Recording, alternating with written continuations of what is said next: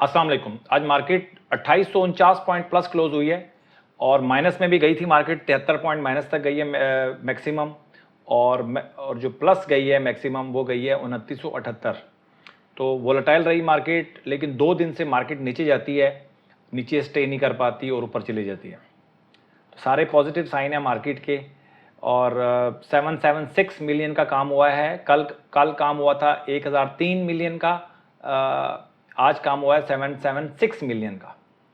और कल वैल्यू थी 55 बिलियन और आज वैल्यू है 52 बिलियन।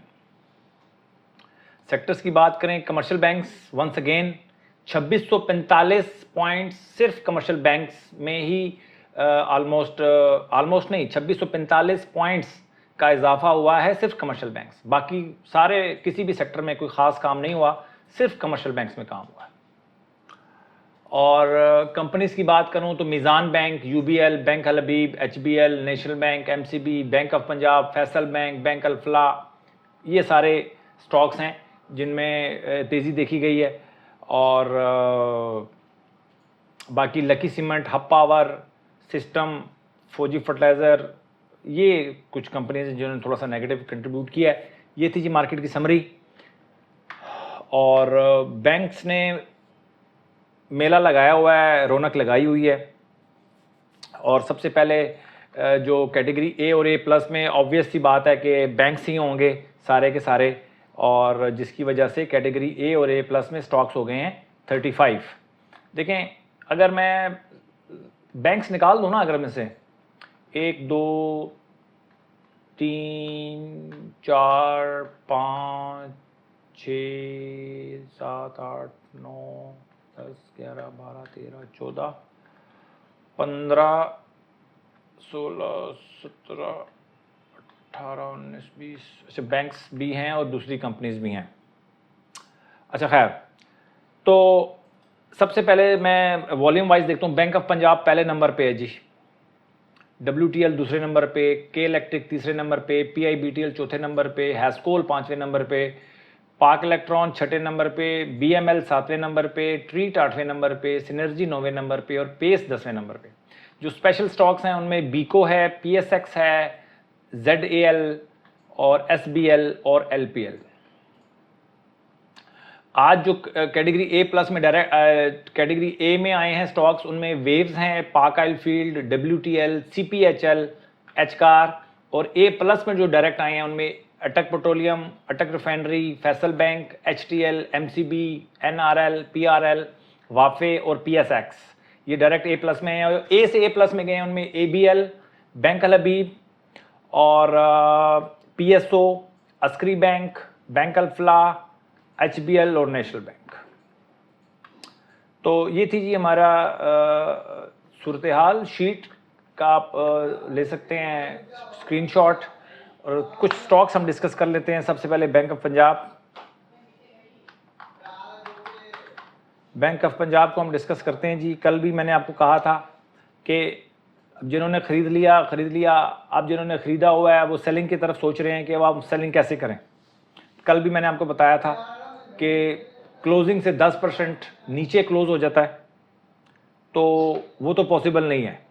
क्लोजिंग से 10% नीचे जब भी स्टॉक जाए, यानी कि कोई भी क्लोजिंग उठा लेते हैं, जैसे कल की क्लोजिंग उठाते हैं तो 29 रुपये 80 पैसे बनती है, तो उसका 10% वो 2 दिन में चला जाए, 3 दिन में चला जाए, उसका 10% जब तोड़ के क्लोज हो जाए तो आप अपना सेल कर दें। इसी तरह आज देखें 32 रुपये 78 पैसे क्लोज हुआ है, इसका 10% या 12% ले लें आप, कि यहाँ से 12% अगर 28 रुपये 84 पैसे तकरीबन, 12% 10% यहाँ से नीचे चला जाता है तो अपना स्टॉक बेच दें। प्रॉफिट को बुक करना भी बहुत ज़रूरी है, ठीक है। आप लोग कह रहे होंगे ये 50 रुपये हो जाएगा, 100 रुपये हो जाएगा, 60 रुपये हो जाएगा। हर बंदा अपने हिसाब से अंदाजे लगा रहा होता है, पता किसी की नहीं होता। देखें, अगर किसी को पता हो कि बैंक ऑफ पंजाब ने 32 रुपये होना है, तो 11 12 10 12 रुपये पे जितने म्यूचुअल फंड्स हैं, बैंक्स हैं, इंश्योरेंस कंपनीज हैं, सारे के सारे मिल के बैंक ऑफ पंजाब ना उठा लेते। नहीं उठाया ना उन्होंने, तो उनको भी नहीं पता था। तो स्टॉक मोमेंटम पे जब आता है तो हम मोमेंटम के साथ रहते हैं और मोमेंटम के साथ रहते हुए राइड करने की कोशिश करते हैं, और जब ये स्टॉक इतना बढ़ जाता है तो फिर हम कोशिश ये करते हैं कि जो हमें प्रॉफिट मिल गया है ये भी हाथ से नहीं जाना चाहिए, और अगर 32 से इसने 50 होना है तो हमने 50 रुपये तक राइड भी करना है। तो दोनों चीज़ों को अपने जहन में रखें, और बहुत ज़्यादा सख्ती नहीं आपने अपने माइंड में लेकर आनी, अपने माइंड में लचक रखनी है, थोड़ा सा फ्लेक्सिबल रहना है आपने कि, और ये जहन में आपने फिक्स नहीं करना कि यार ये 60 रुपये नहीं हो सकता, या ये फिक्स नहीं करना कि यार यहाँ से 20 रुपये नहीं हो सकता। दोनों चीज़ें पॉसिबल हैं स्टॉक मार्केट के अंदर। अगर आप नए हैं तो शायद आपको अंदाज़ा ना हो, इस बात को हमेशा ध्यान में रखें कि यहाँ से ये 60 रुपये भी हो सकता है, 50 भी हो सकता है, 20 रुपये भी हो सकता है, 10 रुपये भी हो सकता है। तो दोनों चीज़ों को आपने मेंटेन करके चलना है, ये मैं आपको रिक्वेस्ट कर सकता हूँ, और तमाम स्टॉक्स के साथ आपने ये करना है। इतना टाइम लगाने का मकसद यही है बैंक ऑफ पंजाब पे कि आपको थोड़ा आपका माइंड सेट आपका बन जाए किसी तरह। CPHL आया जी आज ए में, इसको हम डिस्कस करने की बहुत सख्त ज़रूरत है। CPHL ए में तो आया है बट मूवमेंट कोई ख़ास नहीं है इसकी, और अगर मैं इसको देखूं, इसकी जो अलर्ट कैंडल है वो बनी है, हमारी पहली अलर्ट कैंडल बनी थी 103 रुपये 10 पैसे में। जब तो 103 रुपये 10 पैसे हाई लगे, 103 रुपये 10 पैसे क्रॉस हो तो आपने बाय करना है, उससे पहले आपने बाय नहीं करना। CPHL की बात कर रहा हूँ। और पार्क एलफील्ड तो वैसे ही तेज़ है, इसको देखने की ज़रूरत नहीं है। और BML 7वें नंबर पे है, इसको हम देखते हैं जी। तेज़ है सर, BML भी काफ़ी 1 2 3 4 5 6 7 8 दिन के एक्यूमुलेशन के बाद आप समझ लें कि आज फिर बढ़ा है। इसका हाई लगा था 8 रुपये 21 पैसे, आज वो क्रॉस हुआ है, 8 रुपये 27 पैसे क्लोज हुआ है। मतलब इसने ब्रेकआउट तो दिया है इसने आज, ठीक है, 8-9 दिन की उसके बाद, और बहुत तेज़ी में। हमारे पास जो TKT में आया था सर, ये देख लें कि ये 5 रुपये 53 पैसे में आया था, अब 8 रुपये 27 पैसे हो गया। बैंक मकरमा, आज बैंक तेज़ थे जिसकी वजह से आज ये बैंक मकरमा भी बड़ा है।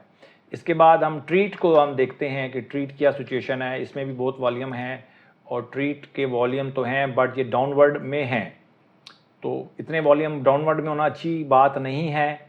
और अभी फ़िलहाल आप इंतज़ार करें, TKT में आए दोबारा तो आप बाई कीजिएगा, अदरवाइज़ आप बाई ना कीजिएगा। आवरली में सबसे पहले देखें, अगर डेली टाइम फ्रेम पे वो अपवर्ड ट्रेंड में है तो हम आवरली में अपने देखते हैं अपॉर्चुनिटीज़ को।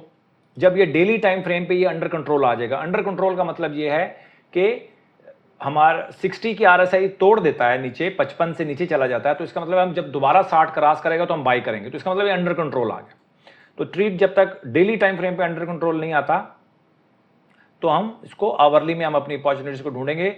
और जब तक आवरली में हमारी बाइंग ट्रिगर नहीं होती, आपने बाय नहीं करना उस वक्त तक जब तक डेली में अंडर कंट्रोल नहीं होता। डेली में भी अंडर कंट्रोल नहीं हुआ तो आवरली में जो स्टॉक भी, ये ध्यान में रखें, जो स्टॉक भी अंडर कंट्रोल मैं बोलूं आवरली में, तो आपने रैंडम बाइंग नहीं करनी, आवरली में आप बाय करें तो ज़्यादा बेहतर है। बेहतर नहीं है बल्कि सख्ती से मैं कह रहा हूँ आपको कि अगर स्टॉक आवरली में भी अंडर कंट्रोल नहीं है, ऊपर चला गया है, अपवर्ड ट्रेंड में है, डेली में भी अपवर्ड ट्रेंड में है, और मेरी क्लासिक वाली जो है स्ट्रेटजी उसमें भी अपवर्ड ट्रेंड में है, तो फिर आप बेशक रैंडम पकड़ लें। रैंडम फिर तो और कोई चांस नहीं है कि आपको रैंडम ही पकड़ना पड़ेगा, रिस्क लेना पड़ेगा। मतलब मैं तो नहीं लेता, क्योंकि हम टाइम पे अगर एंट्री नहीं ली तो भाई फिर वही बात है कि वो मुक्का जो आपको फाइट के बाद याद आए तो वो आपने मुंह पे मार लेना चाहिए। मैं तो ये कहता हूँ टाइम पर पंच टाइम पे लगेगा। अच्छा देखें, पंच जो है वो टाइम पर लगेगा तभी वो काम करेगा। फाइट खत्म हो जाएगी तो आप पंच नहीं मार सकेंगे, वही पंच फिर आप अपने मुंह में मार रहे हैं, वो आपको इजाज़त है, लेकिन आप दूसरे के मुंह पे पंच नहीं मार सकते जब फाइट ख़त्म हो जाती है, टाइम गुजर जाता है जब। तो मैं आपसे यही अर्ज़ करना चाह रहा था कि अभी मेरे जहन में एक चीज़ आई, वो निकल गई है। खैर, तो आपने टाइमली इंटर होना है भाई। और जब वो, हाँ दूसरी बात है, जब आवरली में जब वो अंडर कंट्रोल आ जाए तो फिर आवरली में ही ये सख्ती है इसके अंदर कि फिर आपने आवरली में ही आपने एंट्री लेनी है, फिर रैंडम एंट्री नहीं लेनी, वो जल्दी नहीं करनी आपने। ठीक हो गया जी, ये हो गया हमारा ट्रीट। इसके बाद एक बात मेरे जहन में आई थी, वो निकल गई है, खैर हम बाद में इसको डिस्कस कर लेंगे। और शायद लिख ली थी मैंने, शायद ठीक है जी, आवरली वाली बात है फ़िलहाल। और इसके बाद हमारे पास ट्रीट है, सिनर्जी है, 9th नंबर पे है। सिनर्जी को हम देखते हैं, बहुत सारे लोग मुझे लगता है कि इसके अंदर स्टक हुए होंगे, डेफिनेटली स्टक हुए होंगे। तो अभी तो देखें तेज़ी के अंदर आई है सिनर्जी, 7 रुपये 60 पैसे में हमारी अलर्ट कैंडल बनी थी डेली टाइम फ्रेम पे। और अगर हम आवरली में जाते हैं तो आवरली में अभी इसकी अलर्ट कैंडल बननी है, तो अब वेट करें। सिनर्जी अगर आपने बाय करना है तो आवरली में आप जाएंगे और आवरली में ही इसको आप बाय करेंगे। इसके अलावा भी आपके पास कोई चांस नहीं है, वैसे ना पकड़ लीजिएगा। आवरली में 65 के RSI क्रॉस करे तब आपने पकड़ना है। इसके आपको फ़ायदा क्या होगा कि अगर सिनर्जी ने यहाँ से नीचे स्लिप होना हुआ तो आप बच जाएंगे, ठीक है, जल्दी ना किया करें। और आवरली में अगर अंडर कंट्रोल है ना, तो फिर आपको ज़्यादा पैनिक होने की ज़रूरत नहीं है। हाँ, डेली में भी अपवर्ड है, डेली में भी, आवरली में भी अपवर्ड है, तो फिर ज़री बात है, वहाँ पे पैनिक होना बनता है, इसके अलावा नहीं बनता। अच्छा जी, पेस, अच्छा बीको हमने डिस्कस कर लिया। और जाल को हम डिस्कस करते हैं जी। जाल क्या है मामला, जाल का जरिया लिमिटेड काफ़ी अरसे से तेज़ है जी, ये तो काफ़ी अरसे से तेज़ है, काफ़ी अरसे से तेज़ है। तो अब आपको मैं सिर्फ इसलिए बता देता हूँ कि देखें 27 रुपये 3 पैसे में इसकी तेज़ी स्टार्ट हुई थी।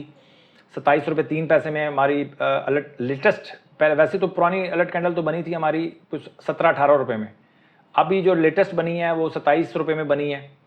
और 27 रुपये टेक्निकली तो 27 में भी नहीं बनी सर, टेक्निकली तो बनी नहीं, क्योंकि वो 55 की RSI उसने तोड़ी नहीं। तो टेक्निकली तो वही तकरीबन हमारी अलर्ट कैंडल बनी हुई है 18 रुपये की, अब 40 रुपये हो गया। तो ये है TKT की पावर। और इस तरह स्टॉक जो है वो बढ़ जाते हैं। खैर इसका भी हम जो कुछ जुगाड़ निकालेंगे इंशाल्लाह, वो आप कुछ टाइम लग रहा है मुझे, टाइम का मसला है थोड़ा सा। एक तो मैंने KMI 30 वाला सेगमेंट स्टार्ट कर दिया, तो उसकी वजह से थोड़ा प्रेशर है, वो बहुत ज़्यादा टाइम ले रहा है मेरा। SBL सांबा बैंक, आज बैंक्स की वजह से वैसे ही तेज़ था सांबा बैंक, आज ये भी तेज़ है। और LPL को हम देखते हैं सर, LPL का क्या इशू है। LPL भी आज गैप ओपनिंग दी और 10% बढ़ गया है। और आज इसकी अलर्ट कैंडल भी बन गई है 28 रुपये 49 पैसे से ऊपर, ये अच्छा लगता है। अगर LPL आपके वॉच लिस्ट में है तो आप इसको बाय कर सकते हैं कल, ठीक है जी। इसके अलावा बैंक्स तेज़ हैं, बैंक्स को बहुत ज़्यादा डिस्कस करने की ज़रूरत नहीं है। WTL को हम देख लेते हैं कि क्या सिचुएशन चल रही है। WTL भी बहुत सारे लोगों के पास है, लोगों ने रखा हुआ है, क्या करें। आज क्लोज हुआ है 1 रुपये 82 पैसे, लो लगा है 1 रुपये 68 पैसे। कल लो लगा था 1 रुपये 68 पैसे, आज भी लो लगा है 1 रुपये 68 पैसे। इसका मतलब है कि 1 रुपये 68 पैसे नहीं तोड़ रहा, तोड़ना भी नहीं चाहिए, बहुत लोगों के पास है यार WTL, बहुत सारे लोगों के पास है। वैसे तो मैं दुआ नहीं करता, लेकिन WTL के बारे में दुआ करता हूँ यार, इन लोगों की बारी नहीं आई। ये बड़े लोग अपना पैसा खुला करें और किसी और स्टॉक में बाय सेल कर सकें, ये मेरी बड़ी दिली ख्वाहिश है। लेकिन नए भी फंसते हैं लोग, मुझे उनके ऊपर भी हैरत होती है कि यार नए लोग तो कम से कम WTL ना खरीदें, पुराने जिन्होंने खरीदे हुए चलें, ठीक है। ये थी जी आज का हमारा व्लॉग, और उम्मीद है कि आपको समझ में आई होगी थोड़ा बहुत। अगर काफ़ी सारी चीज़ें हम उसमें डिस्कस करेंगे, बहुत सारे स्टॉक्स, वो तो मैं बड़े कंपैक्ट रिपोर्ट बना रहा हूँ, बहुत कंपैक्ट रिपोर्ट बनती है, बहुत ज़्यादा टाइम लगता है उसके ऊपर। KMI 30 बहुत कम लोग देख रहे हैं उसको, और क्यों नहीं देख रहे आई डोंट नो। तो इसके बाद आपको KMI 30 वाली मिलेगी वीडियो, उसको लाजमी देखिएगा, बहुत कंपैक्ट रिपोर्ट मैं बना रहा हूँ उसके अंदर। अपना बहुत ख्याल रखें, थैंक यू वेरी मच।